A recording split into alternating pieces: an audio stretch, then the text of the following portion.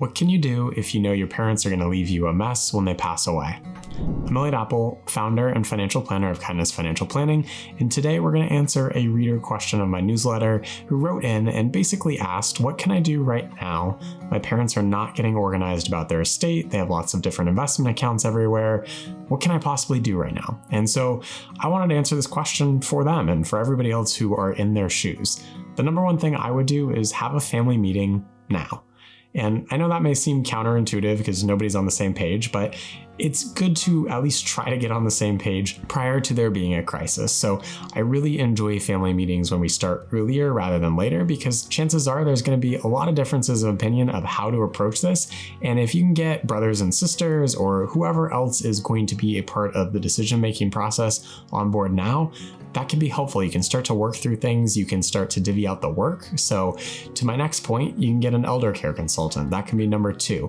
Get them on board early because they can strategize around how to approach your parents. Maybe they're not getting organized about one specific thing, and that would be a big help to everybody else in the family. And you've decided as a family that that's the one thing you want to prioritize.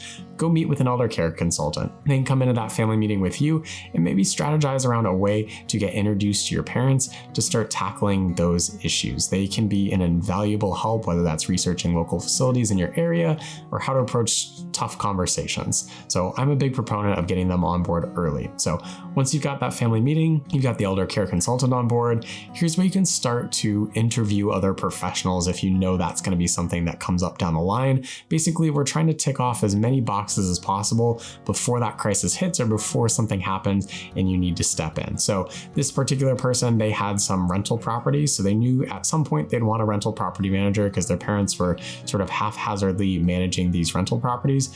Go interview some property management companies, figure out who you would want to work with, what their costs are, what do they provide, what in terms of value, what are they actually doing for that fee. Get those questions out today. It doesn't mean necessarily that you're going to hire them today, because obviously in this situation, the parents aren't going to allow you to, but you can at least know that when something does happen, you know exactly who to call. So when that thing happens, you're not managing that one crisis, plus doing everything else that you need to do.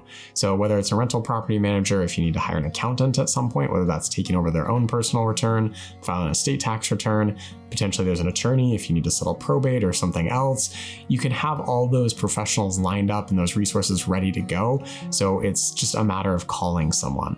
This was really helpful when I went through this with my own dad. We were able to line up a few different resources. So when the time came when my dad was ready to move or do something else, we were able to make that transition a little bit smoother and had a few more resources. It was not perfect, don't get me wrong. We were not well prepared in most realms, but learned from some of our mistakes and some of the things that we couldn't get done.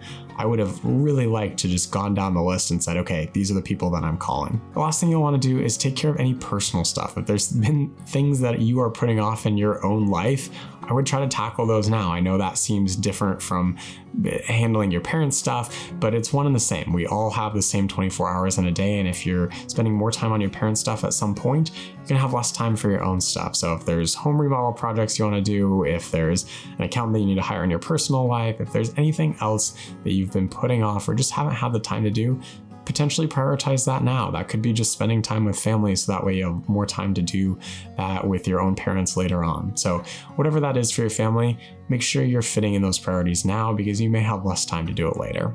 So that is what I would do to prepare. And there's other things that you can do, but that's, I think, enough to break off, or at least to start, is having that family conversation. So whoever is going to be making decisions or has an input, get them on board. Number 2, work with an elder care consultant to help strategize around things, because family dynamics can be tough. And then number 3, interview those professionals, whether that's an accountant, estate planning attorney, whoever that you may need.